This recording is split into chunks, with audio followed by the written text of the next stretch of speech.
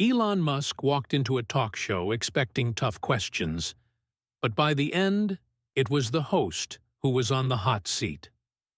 A carefully planned ambush turned into a disaster, just not for Musk. "You're the richest man in the world. Aren't you just the system in disguise? Would you like to talk about your friends, Hayden?" What started as an attack quickly became a reckoning, and millions watched the illusion crack in real time. Elon Musk wasn't surprised when the invitation came in. The subject line was simple: "Invitation to the Hayden Foster Show." He barely glanced at it at first. He got these all the time: requests from news programs, tech panels, and talk shows eager to put him in the hot seat. Most he ignored, but Foster's name gave him pause. Hayden Foster, a sharp-witted, fast-talking host known for his ambush-style interviews. His show was famous for making billionaires, politicians, and celebrities squirm. Viral moments, headlines, carefully orchestrated takedowns disguised as journalism. Musk's PR team had already vetted the request. "It's a risk," his assistant had said, sliding the email across his desk. "Foster's brutal. He doesn't play fair." That much was obvious. Musk had seen Foster's interviews before, how he lured guests into a false sense of security, only to blindside them with loaded questions. But Musk had never been one to back down from a challenge. "Set it up," he said. The studio was sleek, modern, and designed for spectacle. LED screens wrapped around the circular stage, reflecting Foster's polished grin. The crowd was a mix of eager fans and skeptics, all waiting for a showdown. In the green room, Musk watched clips of Foster's past interviews on a large screen. A senator stammering under pressure. A tech CEO caught in a contradiction. A Hollywood actor looking like a deer in headlights. Foster didn't just ask tough questions, he set traps. A producer appeared at the door. 5 minutes, Mr. Musk stood, adjusting his black jacket. He'd faced rockets exploding mid-air, stock crashes, lawsuits, and scandals. A talk show host with an overinflated ego didn't worry him. As he walked toward the stage, he already knew how this would end. The audience erupted into applause as Foster took his place behind the desk, his signature smirk firmly in place. "Ladies and gentlemen, you know him. You've seen him launch rockets, build electric cars, implant brain chips, and send tweets that make entire industries panic. The one, the only, Elon Musk." The crowd clapped, some cheering, others murmuring. This was going to be a spectacle. Musk took his seat, offering a polite nod. Foster leaned in, eyes gleaming.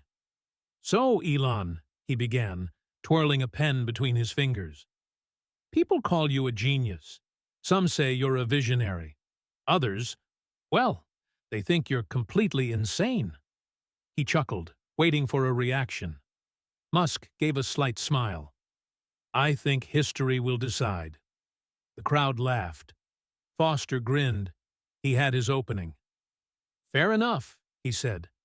"But let's talk about something a little more interesting than history, shall we?" His tone shifted, playful but sharp. The audience could feel it. This wasn't going to be a friendly chat. Musk had expected that. Foster leaned back in his chair, pretending to be casual. "Elon, you've built rockets, electric cars, and even implanted chips in monkey brains," he said with a smirk. "Some would say you're playing God. What do you say to that?" Musk chuckled. "I'd say if I were playing God, I'd at least make sure my rockets didn't explode." The audience laughed, but Foster wasn't done. "Right, but let's be real. You've got more money than entire countries. People worship you like some kind of prophet. Do you ever wake up and think, maybe I should slow down before I turn into the next Bond villain?" More laughter from the crowd. But there was an edge in Foster's voice. He wasn't really joking. Musk nodded slowly, considering his response.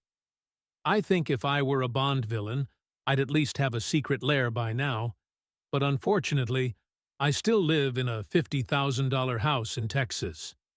Another wave of laughter. Foster smirked, flipping through his cue cards. Then his expression hardened. Speaking of that house, he said, didn't you just fire most of the janitorial staff at X? The crowd stilled. Musk's face didn't change. Here it was. We had to make some adjustments, he said evenly. Foster raised an eyebrow. Adjustments? He leaned forward. That's an interesting way to say, left people jobless right before the holidays. The murmurs in the crowd grew louder. Musk exhaled quietly. I think you know that running a company isn't about keeping everyone happy. It's about keeping it alive. X was losing $4 million a day. Foster shrugged. Must be tough being a billionaire and making all those sacrifices. A few chuckles, some claps, others uneasy. Musk didn't flinch. It's tough making a company work. There's a difference. Foster saw his opening. He gestured toward the audience.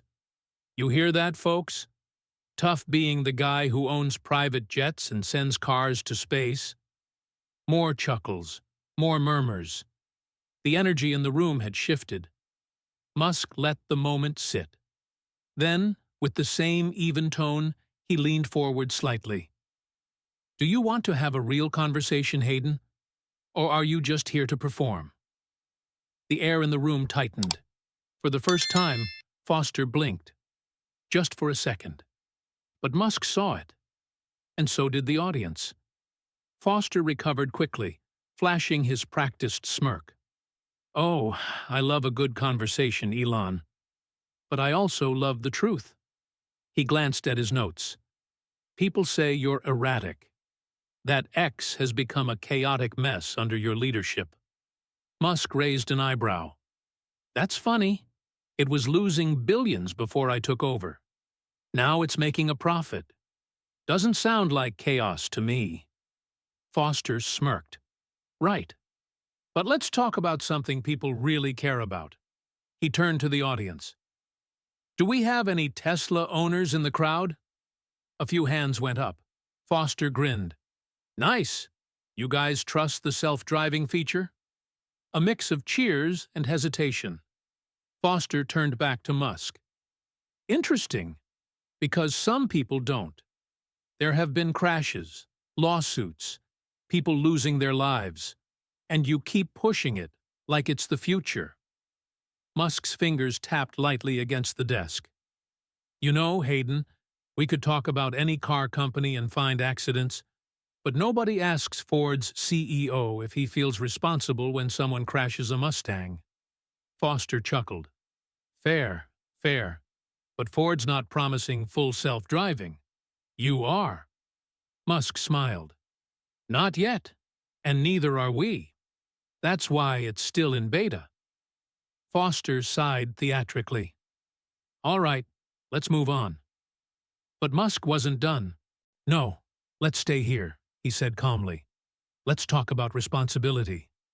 Do you feel responsible, Hayden? Foster frowned. For what? Musk tilted his head.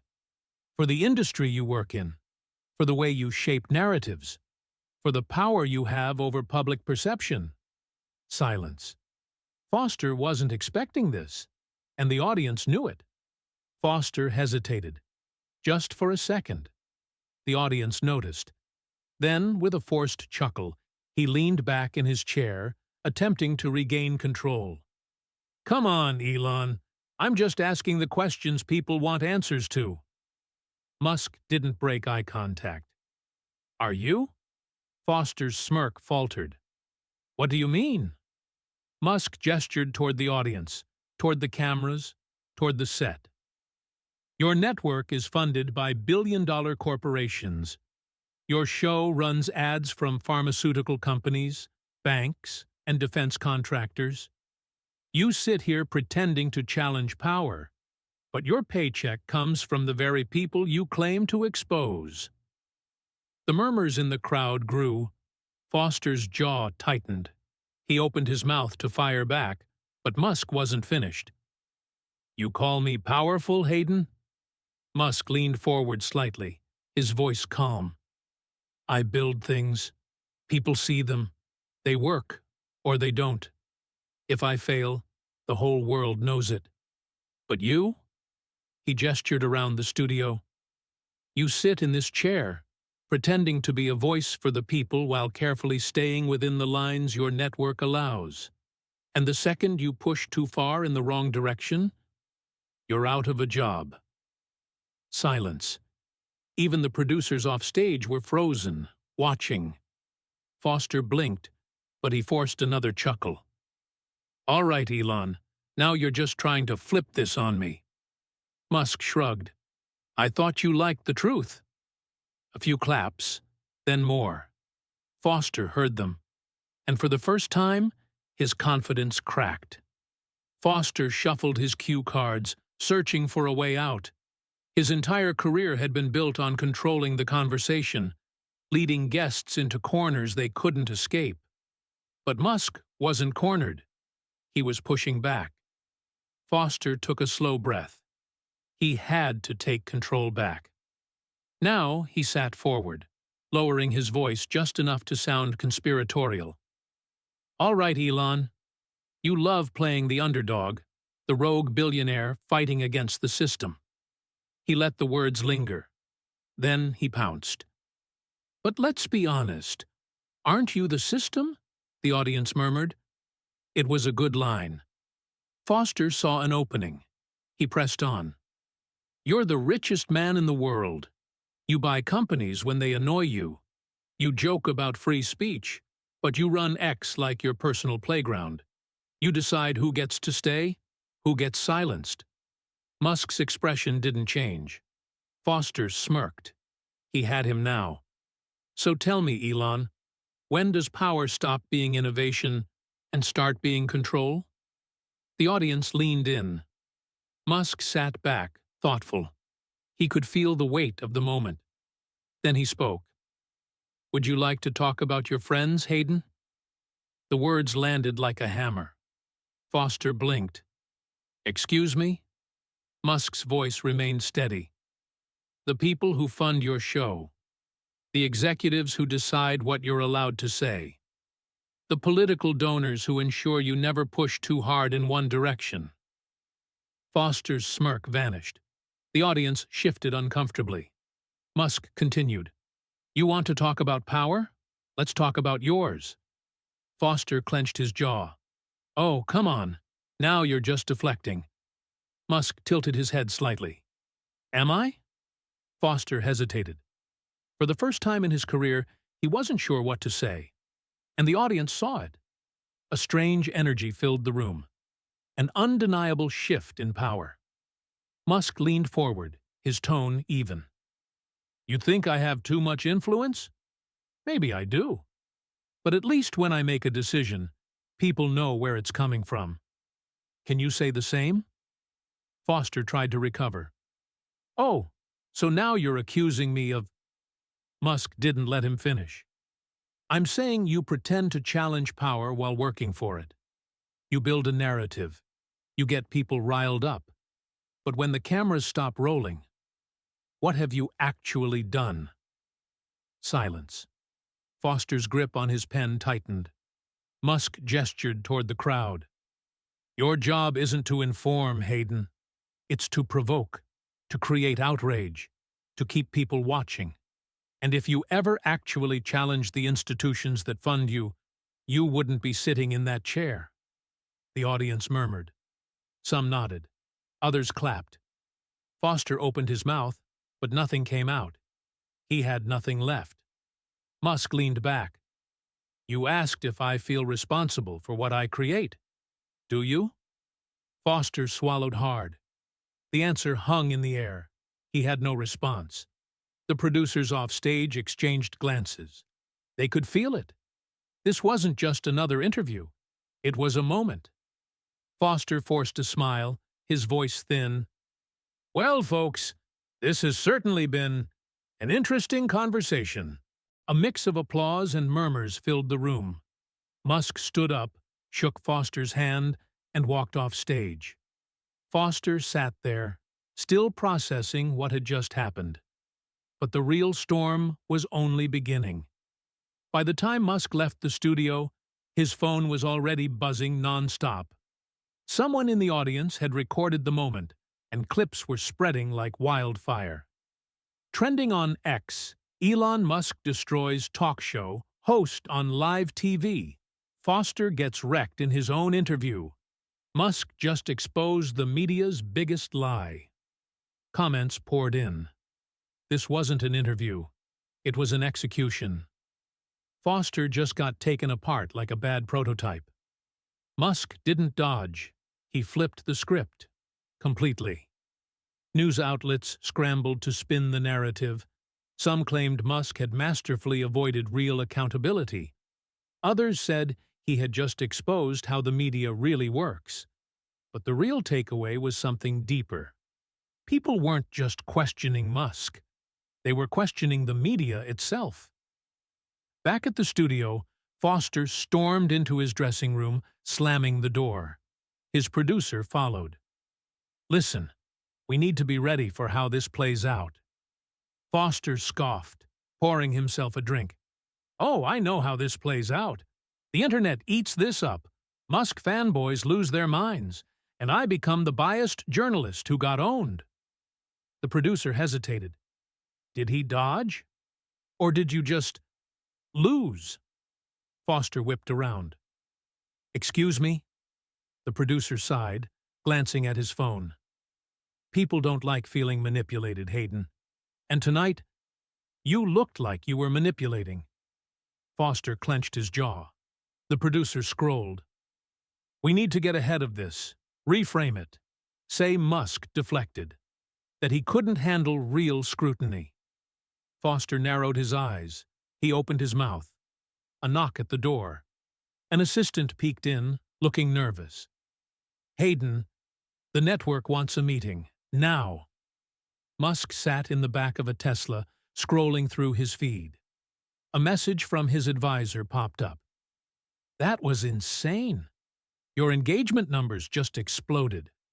Musk smirked. He knew what would come next. Tomorrow, Foster's team would spin it every way they could. But it wouldn't matter. Because tonight, in front of millions of people, the illusion cracked. And once people see the cracks, they don't stop looking.